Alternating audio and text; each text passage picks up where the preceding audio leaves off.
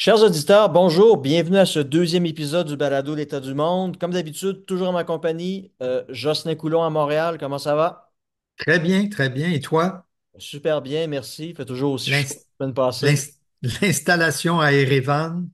Ça va, ça va. Je suis content d'avoir l'air climatisé parce qu'on a des journées de presque 40 degrés. C'est quelque chose. Puis en plus, c'est que je suis pas très loin du campus, mais le problème, c'est que j'ai une côte, mais une bonne côte à monter. Donc le matin, OK. ça va, là, ça me prend 5 minutes de descendre la côte, puis il fait à peu près 20 degrés.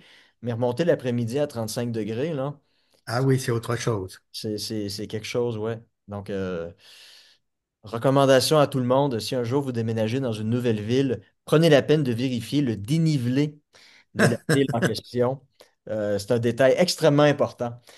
Euh, Écoute, cette semaine, on a deux grands sujets.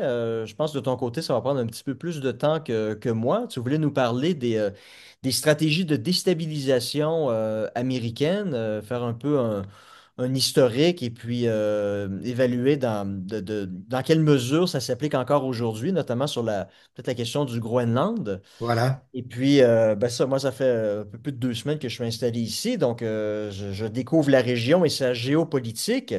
Et puis, je m'en doutais déjà, là, mais avec les discussions que j'ai eues, je me rends compte que le Caucase, la région où je me trouve, c'est vraiment un, un baril de poudre. Mais il y a Hmm. énormément d'enjeux géopolitiques qui se trament ici, des pays qui sont attirés vers l'ouest, mais la Russie c'est dans sa sphère d'influence Ouais, historique, qui ne va pas lâcher prise aussi facilement que ça. Donc, ouais. je vais vous en glisser quelques mots, mais ce sera simplement qu'une simple introduction parce que je vous promets au cours des prochaines semaines de mettre un petit peu plus à jour sur ces questions-là. Puis dans quelques semaines, de vous faire un topo vraiment plus explicite là, sur la nature des questions géostratégiques dans la région. Donc sur ça, Justin, je te laisse avec pour pour que tu puisses nous parler des stratégies de déstabilisation des Américains et ses ramifications contemporaines.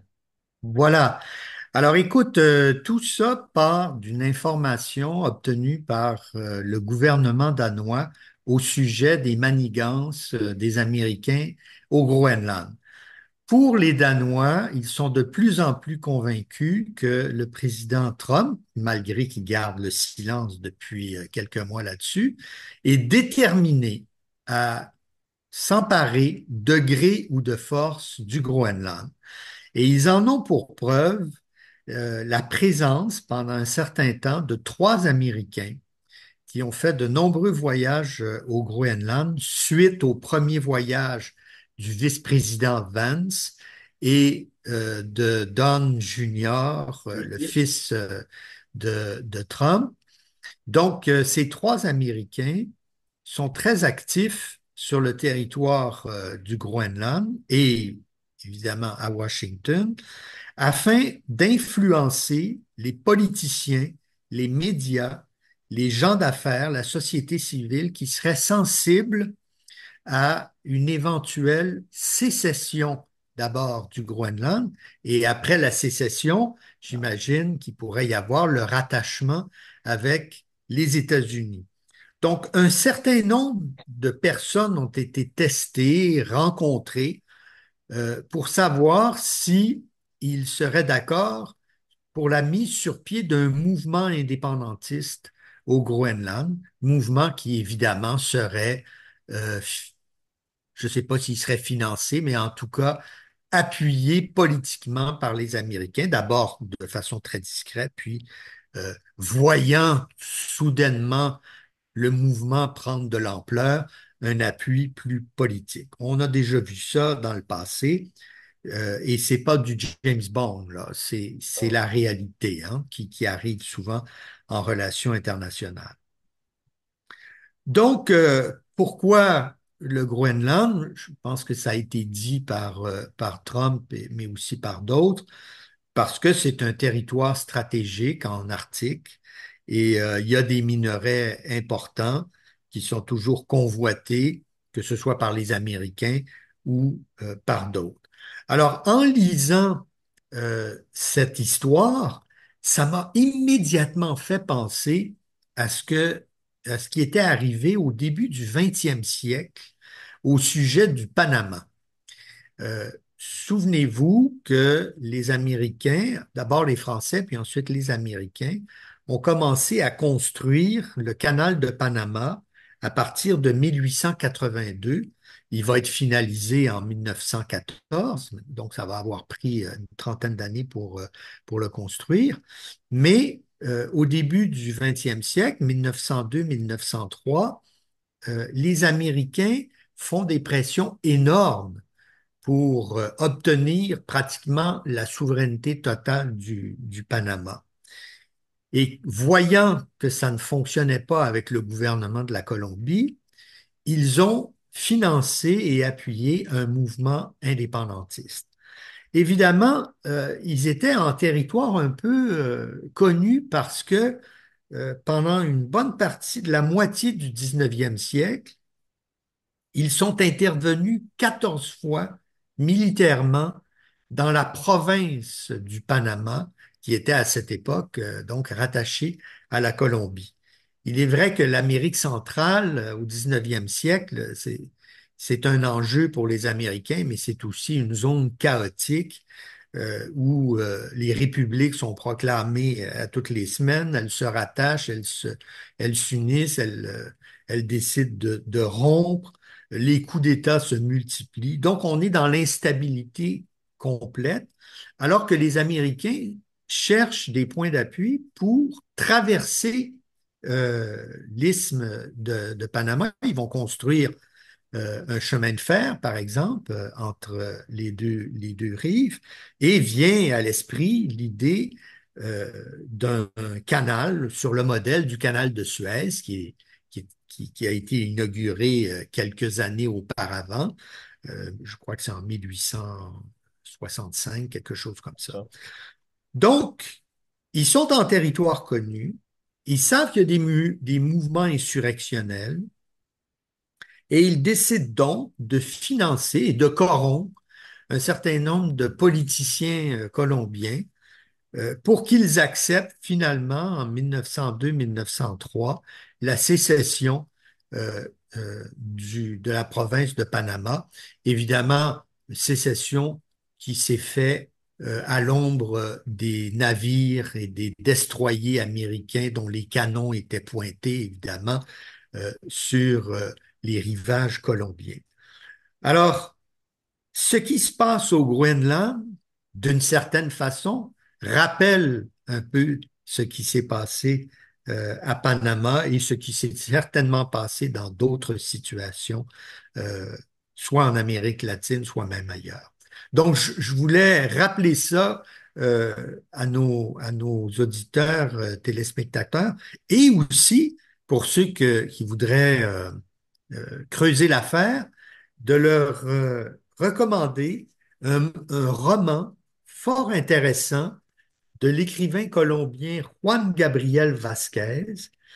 Et le titre du roman, c'est Histoire secrète du Costaguana, euh, titre qu'il a choisi dans l'œuvre de Joseph Conrad, qui avait parlé de ce Costaguana imaginaire dans un de ses romans.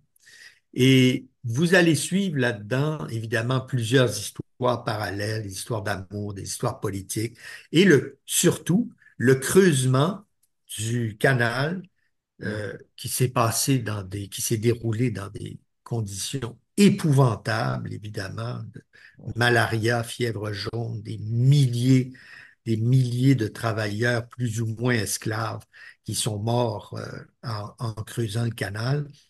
Donc, et là, l'écrivain, le romancier colombien, décrit toutes les manœuvres diplomatiques américaines et colombiennes qui vont mener à la sécession du Panama. Donc voilà ce que Ouais. j'avais à dire là-dessus. C'est aussi un projet qui a eu beaucoup de dépassements de coûts. Oui, Oui, oui, et des scandales. Et des oui, oui, oui, scandales, oui, puisque ça fait tomber hein, des gouvernements en France en France. Ah oui, oui, non, non, en on se rappelle particulier. peut-être du stade olympique là, en termes de dépassement de coûts de scandale. Étonnamment, il y a eu pire. Euh, Écoute, ça serait quoi peut-être l'équivalent en Amérique latine peut-être l'intervention américaine, l'interférence américaine la plus connue, la mieux documentée Ben, pour il y faire a, il y tomber a un régime, ce serait Allende en 73. Il y a Allende, mais un autre exemple pas très loin, c'est Cuba et la guerre entre les États-Unis et l'Espagne au sujet de Cuba, mais ils en ont profité pour mettre la main sur les Philippines et d'autres possessions espagnoles. Alors, il y a eu ce destroyer américain qui a explosé mystérieusement en rade de la Havane et c'est ce qui a provoqué la guerre avec l'Espagne. Oui, oui, c'est vrai. On est en 1898 à peu près. Oui, oui, c'est ça, oui. Fin du 19e siècle. Bon. Ouais, voilà. Bon, ben écoute, merci. Moi, écoute, moi, comme je disais en début d'émission, euh, je savais déjà que j'allais déménager dans une région qui, sur le plan géopolitique, était assez explosive. Je pense que même pas une semaine avant mon arrivée, vous avez eu le président azéri Ilham Aliyev, puis le premier ministre arménien Nikol Pachinian, qui se sont rencontrés à Washington pour signer un accord de paix en compagnie du président Trump. Donc, c'est un accord de paix qui mettait un terme à un conflit de plus d'une trentaine d'années. Et puis, et la raison pour laquelle cet accord de paix-là s'est signé à Washington, c'est pas anecdotique. C'est pas simplement parce que Trump rêve d'obtenir le prix Nobel. Les États-Unis voient une belle opportunité de pouvoir installer leurs pions dans la région. Euh, Pas uniquement pour contrer l'influence russe dans le Caucase, mais plutôt pour contrer la future influence chinoise avec ces fameux projets là, de route de la soie. Donc, je vais essayer de vous donner une dressation importante en quelques minutes, mais je vous promets là, quelque chose de plus substantiel au cours des prochaines semaines. Donc, depuis le début de la guerre en Ukraine en 2022, l'influence russe dans la région, dans le Caucase, est en perte d'influence. Et puis, historiquement, l'Azerbaïdjan a toujours été davantage tourné vers la Turquie, le Moyen-Orient. L'Iran peut-être. L'Arménie, c'est davantage l'Arménie et l'Iran. Ah oui, OK. Donc, les Azéris, les Turcs et le reste du Moyen-Orient, par exemple, il y a plusieurs années, je m'étais rendu à Bakou et puis ça m'avait vraiment surpris de voir énormément de femmes voilées à la saoudienne.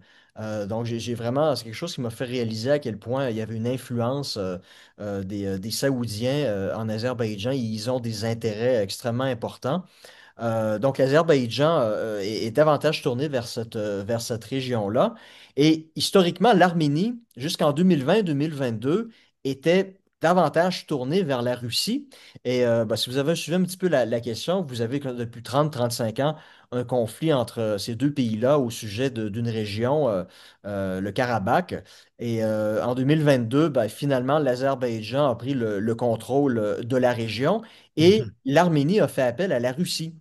Parce que l'Arménie et la Russie font partie en anglais, c'est le CSTO, donc l'équivalent de l'OTAN, et ils ont demandé l'intervention des forces du CSTO pour s'interposer entre les troupes arméniennes et azériennes.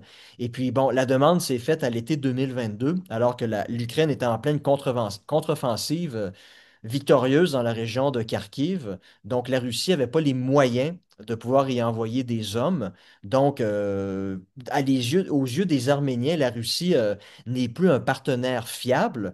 Donc là, non seulement vous avez l'Azerbaïdjan qui se détourne de la Russie pour se tourner vers la Turquie et le Moyen-Orient, mais là, vous commencez à avoir l'Arménie qui est en train de se tourner, elle aussi, vers l'Union européenne, mais lentement mais sûrement aussi est en train de normaliser ses relations avec la Turquie. Donc, pour les férus d'histoire, les gens se souviendront que l'Arménie et la Turquie ont toujours eu des relations historiques extrêmement tendues, en raison en oui. particulier du génocide arménien pendant la Première Guerre mondiale. Donc, on est en train de voir ces deux pays-là, lentement mais sûrement, en train de se détacher de l'influence russe pour se tourner vers d'autres sphères d'influence. Et là, ce qui va être extrêmement intéressant pour moi au cours de la prochaine année, c'est qu'il y a des élections législatives prévues en Arménie en mai, juin prochain. Et Pachinian, le premier ministre actuel, même s'il est extrêmement impopulaire, ça reste le politicien le plus populaire des politiciens impopulaires. Et il peut compter sur l'appui financier de l'Occident, en particulier de l'Union européenne. Et là, ce qui va être intéressant de voir, et ça commence déjà, vous avez des hommes d'affaires qui ont fait fortune en Russie, arméniens qui ont fait fortune en Russie, qui commencent à s'activer lentement mais sûrement. Et là, ben, l'hypothèse, c'est qu'il y a un de ces hommes d'affaires-là qui va créer, étant pro-russe, va créer son propre parti politique pour pouvoir rivaliser contre Pachinian, dans l'espoir que ce parti-là en vienne à remporter les prochaines élections de l'année prochaine et puisse le faire en sorte là, de ramener l'Arménie dans le giron russe. Voilà, et puis lorsque je disais que les États-Unis, la raison pour laquelle ils ont été impliqués dans le processus de paix entre ces deux pays-là, puis je vais mettre la carte à l'écran, vous avez un corridor c'est dans les plans de l'accord de paix à l'instigation de Trump. Donc, vous auriez un corridor qui relierait Bakou, l'Azerbaïdjan, et qui transiterait par le sud de l'Arménie pour ensuite rejoindre la Turquie. Donc, et Ah les oui. Américains garantiraient la sécurité de ce corridor-là pour les 90, pour pour les 100 prochaines années.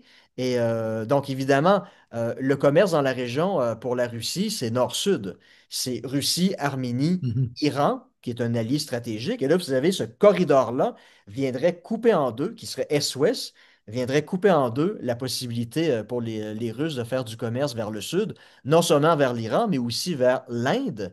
Et ça, ben, les Russes, évidemment, sont pas très contents.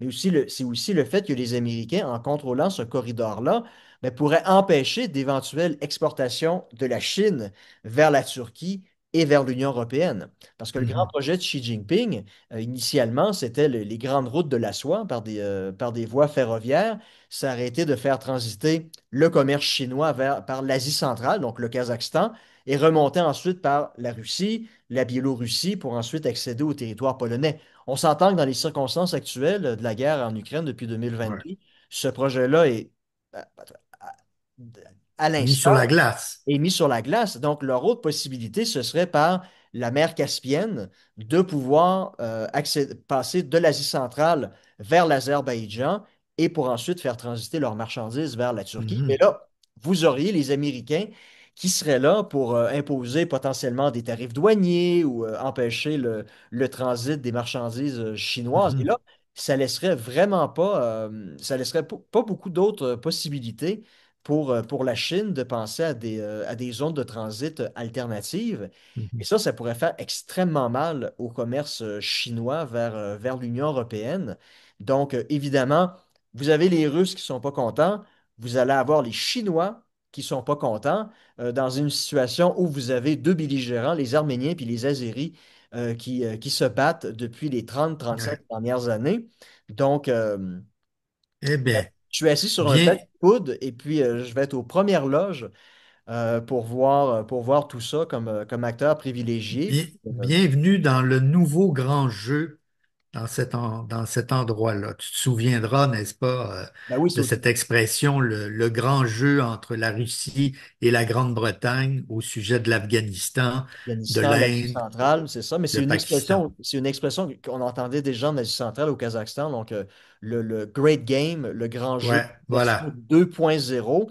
Mais là, non seulement vous avez la dimension centra-asiatique, mais il faut y ajouter aussi la dimension caucasienne, du Caucase. voilà. Puis vous vous souviendrez en 2008, hein, lorsque la Géorgie, qui est un pays qui se trouve au nord de l'Arménie et l'Azerbaïdjan, en 2008, le président géorgien de l'époque, Saakashvili, avait la volonté là, de faire en sorte que la Géorgie se joigne à l'OTAN.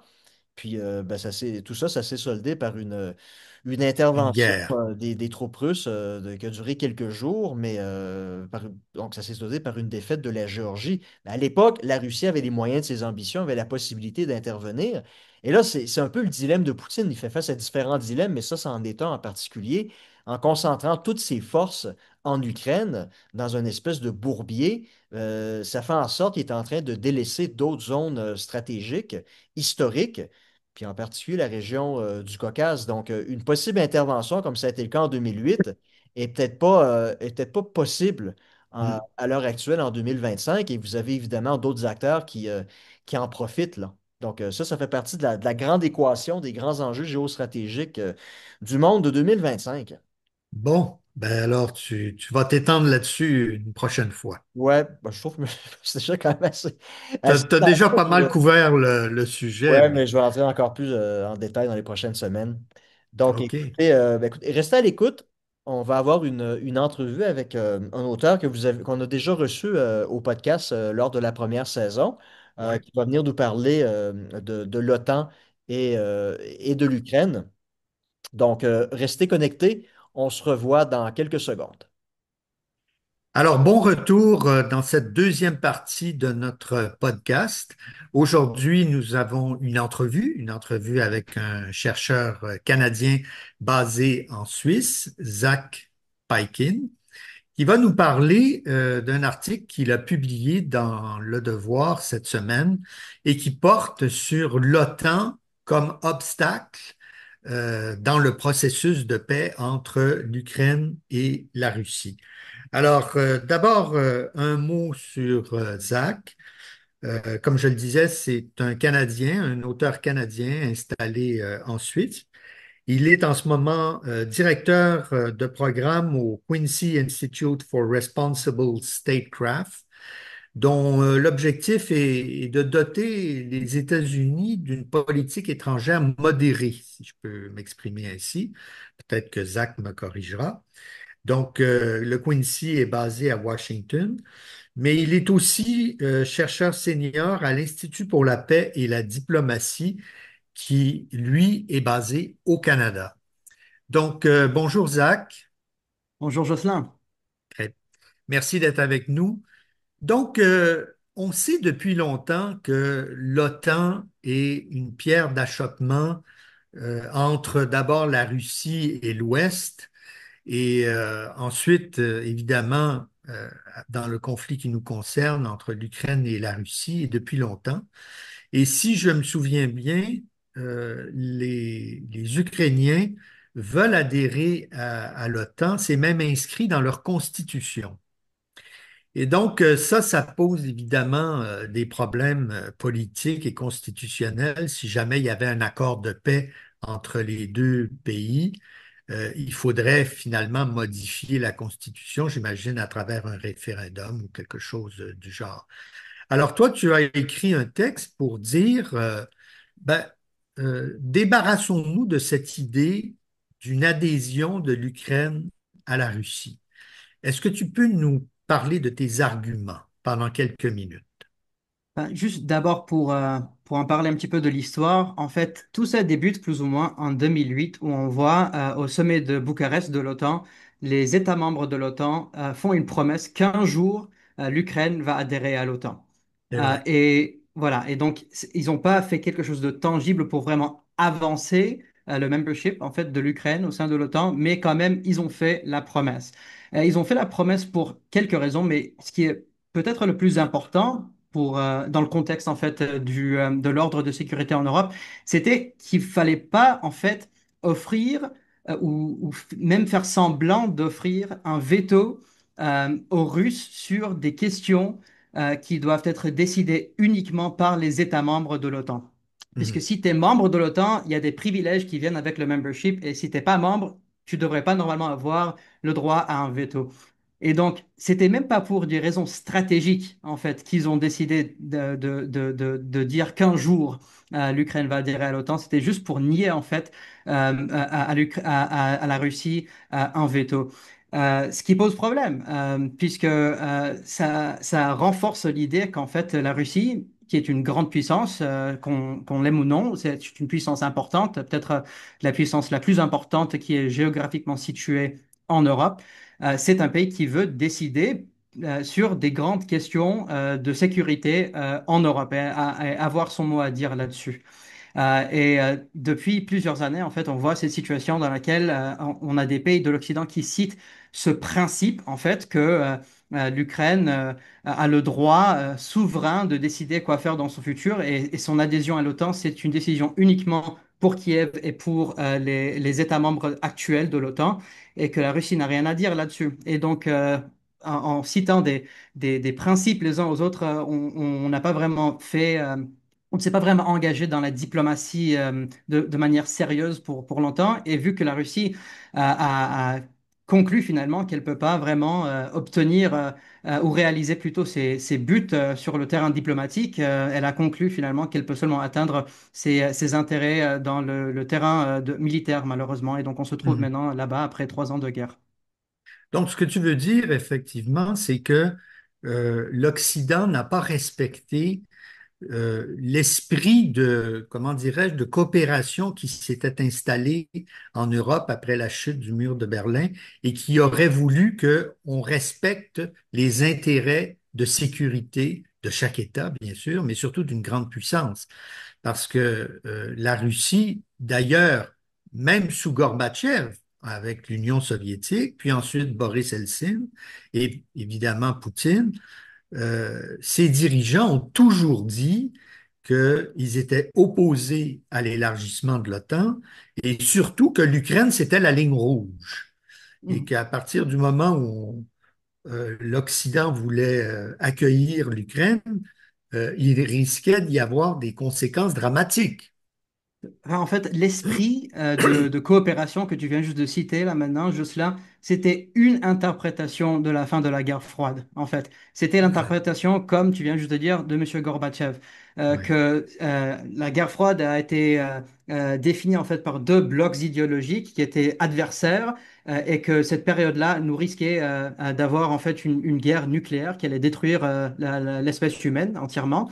Et en fait, il fallait mettre fin à cette période très instable en fait dans l'histoire du monde et il fallait créer un nouveau monde qui était dominé par la coopération et même éventuellement la convergence entre Est et Ouest.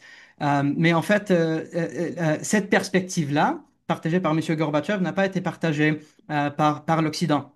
Ce que nous, on nous a raconté lorsque nous, on était en train de grandir dans l'Occident, et moi, j'ai grandi à Toronto dans les années 90, aux années 2000, c'est que l'Occident, en fait, a gagné la guerre froide.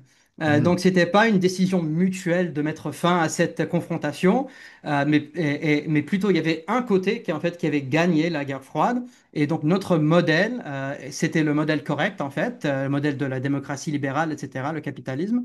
Et en fait, la conclusion de cette conclusion, en fait, c'était qu'on ne devait pas vraiment s'intéresser à ce que voulait dire la Russie sur des questions de sécurité, puisque soit la Russie allait devenir une démocratie libérale capitaliste comme nous et allait faire partie en fait de notre communauté d'États et allait devenir en fait un partenaire junior à l'Occident et aux États-Unis en particulier, ou mhm, bien ça allait être un pays qui allait continuer sa chute économique et militaire et qui ne resterait en fait plus une grande puissance. Et donc, que ce soit une option ou l'autre, c'était pas vraiment intéressant pour nous ce que voulait dire la Russie en fait. Les mhm, intérêts indépendants de la Russie n'existaient en fait plus.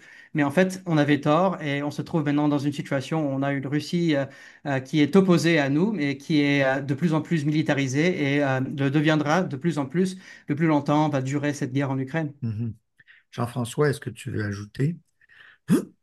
Écoute, Zachary, est-ce que tu peux peut-être nous dire ce que ça impliquerait pour l'OTAN si, c'est très hypothétique, mais si un jour l'Ukraine devait devenir un membre de l'OTAN, est-ce que ça contribuerait à renforcer l'alliance ou est-ce que plutôt ça contribuerait pas plutôt à l'affaiblir? Enfin, il y a beaucoup de monde qui pense que ça va renforcer l'OTAN puisque l'Ukraine maintenant a une armée très large, Mhm, très expérimentée, qui maintenant depuis 3 ans et demi est en guerre avec la Russie. Et donc on voit, c'est un petit peu en fait le même argument qui est présenté vis-à-vis la Suède, la Finlande. Ce sont des armées très professionnelles qui ont vraiment quelque chose à contribuer à l'alliance. Le problème, c'est que, comme j'ai dit avant, ça fait déjà depuis 2008 qu'on qu'on dit que l'Ukraine va adhérer à l'OTAN, mais vu qu'on n'a rien fait de tangible pour avancer cet agenda-là, la Russie en a déjà tiré la conclusion qu'on n'est pas sérieux et qu'on ne veut pas risquer en fait la guerre avec la Russie sur cette question-là. Et depuis l'invasion de l'Ukraine par la Russie en 2022, on a vu maintenant deux présidents des États-Unis consécutifs, un démocrate et un républicain, qui ont été très clairs que les États-Unis ne vont pas se battre pour l'Ukraine. Et donc, si l'États-Unis n'est pas prêt en fait à se battre pour l'Ukraine aujourd'hui, on ne sait pas pourquoi ils le seront en fait dans les années à venir. Voilà. Puis, très rapidement, Jocelyn, donc le fait que deux présidents américains, Biden et Trump, de deux partis différents, donc on peut en conclure qu'il y a une unanimité politique aux États-Unis sur la question. Certaines personnes diront que c'est stratégiquement parlant, c'est très stupide d'agir comme ça parce que ça revient en quelque sorte à donner carte blanche à la Russie. Donc, ça envoie essentiellement un message que si la Russie décidait d'envahir les trois pays baltes, ben, les Américains seraient pas vraiment portés à se lancer à la défense de ces pays membres-là de l'OTAN. Qu'est-ce que tu penses de cet argument-là? Enfin, en fait, il y a un problème, c'est qu'on a admis les pays baltes à l'OTAN sans vraiment réfléchir sur la question de comment est-ce qu'on va les défendre stratégiquement, en fait, de façon très tangible, puisqu'on les a admis, en fait, lors d'une époque, en 2004, c'était toujours l'époque Ouais. de la fin de l'histoire, c'était pour des raisons idéologiques, en fait, qu'on a admis ces pays. Maintenant, ces pays sont admis à l'OTAN, c'est important de les défendre, en fait, pour que l'article 5 soit, en fait, vu crédiblement, en fait. Et bon, même si c'est difficile stratégiquement, c'est quelque chose quand même qu'il faut planifier. Mais il ne faut pas quand même renforcer cette erreur dans le cas de l'Ukraine, puisque si on admet un jour l'Ukraine à l'OTAN et si la Russie en fait tente de tester en fait si l'article 5 est crédible vis-à-vis de l'Ukraine et ce que la Russie auront bien sûr très beaucoup en fait de raisons pour tenter puisque ce sont des intérêts très importants que la Russie a dans l'Ukraine et ça fait tellement d'années qu'on n'offre pas en fait à l'Ukraine de rejoindre l'OTAN. Ça montre à quel point, en fait, pour tellement longtemps, on ne voulait pas vraiment risquer la guerre avec la Russie. Si on a ce futur-là, avec l'Ukraine dans l'OTAN, après que la Russie tente, en fait, de tester à quel point nous avons vraiment cette relation profonde de défense avec l'Ukraine, on aura deux options. Si on retrouve à nouveau une invasion russe en Ukraine. Soit on peut riposter, et puis on pourrait avoir dans ce cas-là un échange nucléaire, au moins une escalade qu'on ne pourrait pas nécessairement contrôler entre la Russie et l'Occident. Soit on ne riposte pas, et dans ce cas-là, la crédibilité de l'article 5, y compris pour les pays baltes, mais pour tous les pays de l'OTAN, se fait choquer en fait. Mhm. Donc il faut qu'on réfléchisse vraiment là-dessus. Qu'est-ce qu'on peut faire vraiment pour renforcer la sécurité des pays États membres actuels de l'OTAN? On peut faire ça certainement en coopération avec l'Ukraine, même avec une relation très profonde au niveau économique, au niveau militaire même, et intelligence avec l'Ukraine. Mais l'adhésion totale n'est pas une Mhm. option. Et en fait, encore une chose juste de plus là-dessus, c'est on est en train de parler maintenant de la question d'en fait, une force de dissuasion éventuelle européenne qui pourrait être située sur le territoire ukrainien. Ce qui serait en fait un désastre dans ce cas-là, puisque si, comme je viens de dire, c'est probable que la Russie euh, va tester en fait le niveau de la crédibilité de notre promesse de défendre en fait l'Ukraine et d'assurer la sécurité de l'Ukraine au long terme, bah, là on met directement nos troupes. Au moins des troupes des pays et des États membres de l'OTAN directement dans une situation où c'est très très probable qu'il va y avoir un conflit et une nouvelle guerre. Donc ça renforce encore la possibilité en fait d'une escalade qu'on ne pourrait pas contrôler. Donc il faut vraiment réfléchir à ça avant d'essayer juste d'envoyer des troupes sur le territoire ukrainien. Mhm. Ce qu'a dit à répétition déjà le Kremlin, c'est quelque chose de totalement inacceptable. C'est une ligne rouge pour Moscou. Ouais. Est-ce que tout ça ne pose pas la question de l'article 5, auquel, par exemple, je crois, le général de Gaulle ne croyait pas? Parce que à partir du moment où il a dit Est-ce que les Américains sont prêts à sacrifier New York pour défendre Berlin? Et dans le cas qui nous intéresse, est-ce que les Américains sont prêts à sacrifier New York pour sauver Vilnius ou pour sauver Podgorica, la capitale du Monténégro? Ben, l'article 5 est bâti en fait sur la confiance. Et à partir du moment où les troupes russes rentrent dans un pays balte, tout le monde doit se poser la question, est-ce que on riposte? Et comme tu viens de le dire, ben, si on riposte, on s'en va peut-être vers l'escalade nucléaire. Donc, tout ce jeu autour de l'article 5 m'apparaît un peu grossier d'une certaine façon. Oui, mais il faut quand même distinguer entre l'Europe de l'Ouest et l'Europe de l'Est, puisque Oui, je pense que même les gens au Kremlin, lors de la guerre froide, il n'y avait pas de doute là que les Américains étaient vraiment dédiés à assurer la sécurité de l'Europe de l'Ouest, parce qu'il qu'une y avait, invasion, il y il avait faut pas des oublier, intérêts forts des Américains là-dedans, et donc une il y avait invasion. 300 000, il y avait 300 000 soldats américains aussi.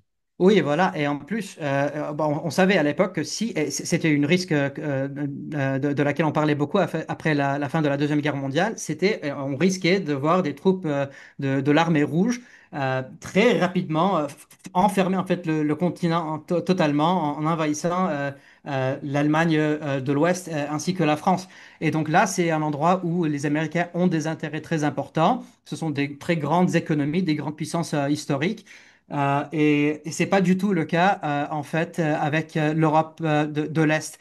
Et c'est Ouais. pour la même raison en fait qu'on a vu Roosevelt en fait mener les États-Unis à intervenir directement dans la Deuxième Guerre mondiale. C'était pour prévenir en fait la possibilité que Hitler domine entièrement le continent européen. Mhm. Mais maintenant, la Russie n'est pas capable de dominer le continent entièrement. On parle dans le cas de l'Ukraine, pas d'un pays de l'Europe de l'Ouest, même pas d'un pays de l'Europe centrale, mais un pays de l'Europe de l'Est, et on parle même juste de 20% en fait de son territoire, puisque Ouais. 80% de son territoire va faire partie maintenant d'un État qui est très anti-russe, qui est aligné avec l'Occident. Et donc, c'est une victoire en fait pour l'Ukraine et pour l'Occident, mais Mhm. on n'a pas vraiment un intérêt de cœur en fait de faire à ce que l'Ukraine, à 100% de son territoire, soit aligné géopolitiquement avec l'Ouest. Et donc, ça fait pas de Mhm. sens de menacer en fait la Russie avec la possibilité d'une guerre nucléaire si nous n'avons pas des intérêts majeurs là-dedans. Et la Russie le Mhm. sait. C'est pour cela que la Russie pense qu'elle peut juste continuer à mener cette guerre pour plusieurs années et que nous, finalement, on va perdre notre intérêt en Amérique du Nord. Peut-être les Européens, ils ont des intérêts de cœur là-dedans. Bon, les Français peut-être non, même si M. Macron tente vraiment de montrer à quel point maintenant son pays est vraiment dédié au pays de l'Europe centrale.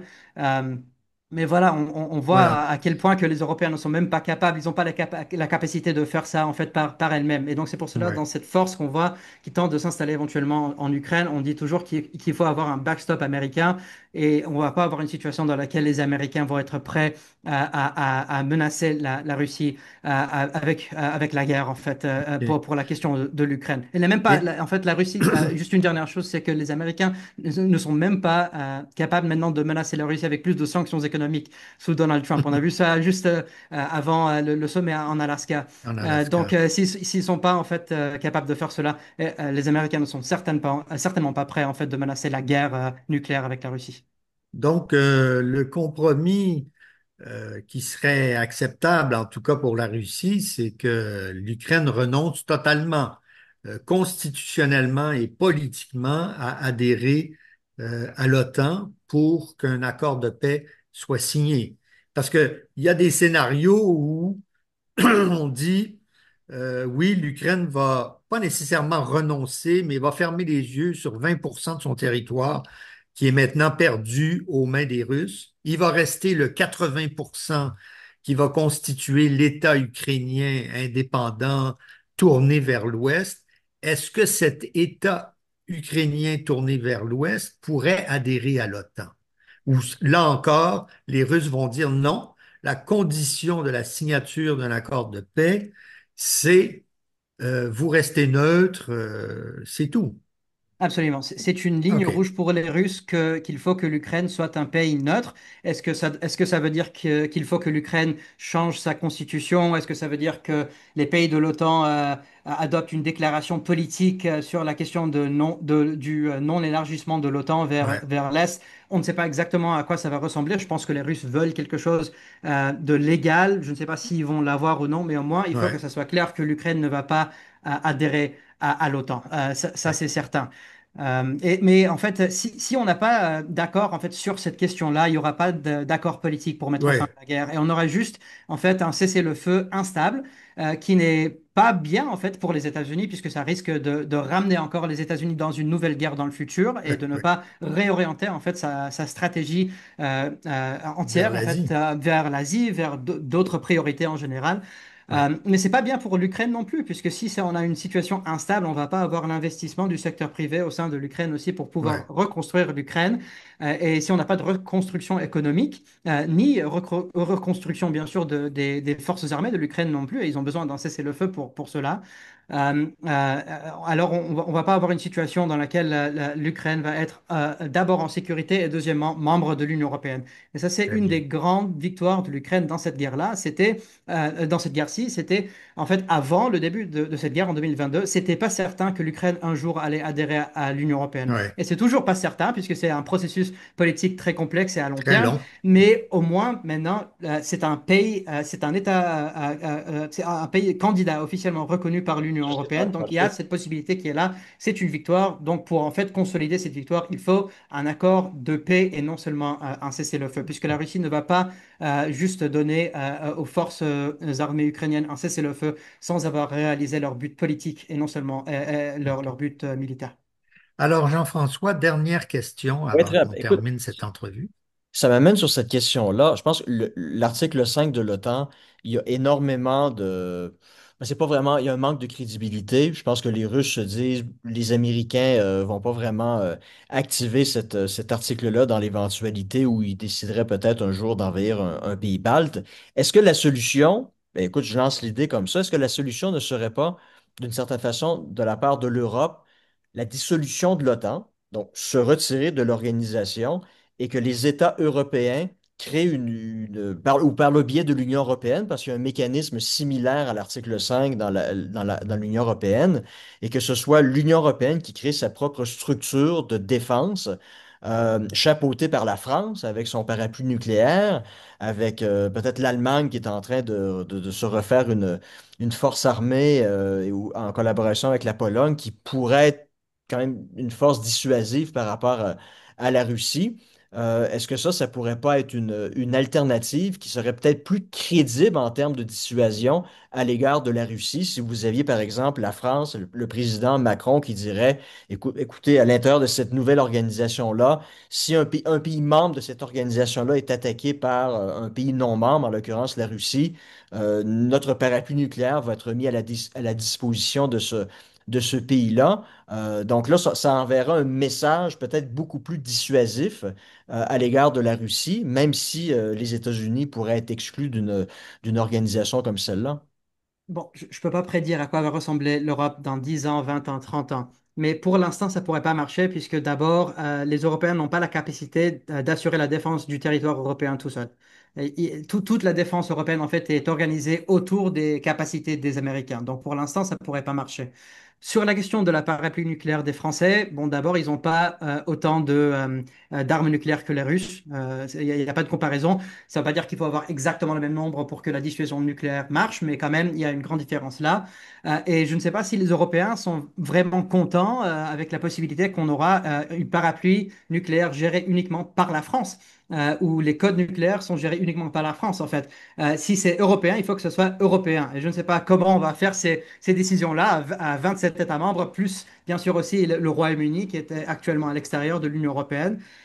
Mais il y a toujours, même après maintenant qu'on a quelques ans de rapprochement entre la France et les pays de l'Europe centrale, il reste toujours cette absence de confiance en fait entre les pays de l'Europe centrale et la France. Et on ne sait pas si la France serait contente d'échanger, par exemple, la ville de Nantes pour Narva en Estonie. C'est pas certain, donc ça règle pas nécessairement Donc, l'affaire dans ce cas-là. on revient au dilemme américain face à l'Europe. C'est ça, on Parce échange que, 4,30 sous parce pour une que pièce, essentiellement. voilà, les Américains s'en vont, c'est les Français qui s'américanisent Et qui ont les et mêmes qui, réticences que les Américains. et qui offrent leur parapluie nucléaire. Sauf que je pense que dans la discussion, il y en a certains qui disent oui, mais les États-Unis, il y a un océan qui nous sépare de l'Europe, alors que Paris est à quelques centaines de kilomètres de Varsovie ou de Vilnius, et que donc les Français sont en train de se dire la sécurité de la France commence à la frontière avec la Bélarus ou quelque chose comme ça. En tout cas, je pense qu'on ne va pas s'engager aujourd'hui sur cette longue discussion, mais merci, Zach, pour nous avoir Merci. éclairé sur cette question. Merci à vous deux. Merci. Bonne fin de journée. On se reparle bientôt. Alors, OK, donc ben, écoutez, chers auditeurs, ben, c'est déjà la fin de ce deuxième épisode. J'espère que vous avez apprécié. Écoutez, partagez sur les réseaux sociaux, parlez-en à vos amis. Bon, évidemment, on a été absent pendant presque 2 mois pour les vacances d'été, donc on comprend qu'on doit reprendre vous devez reprendre vos vieilles habitudes, on doit aussi reprendre nos vieilles habitudes. Donc, écoutez, n'hésitez pas à liker, à partager, ça va faire du bien à l'algorithme. Et sur ce, on se dit au revoir et à la semaine prochaine. au revoir.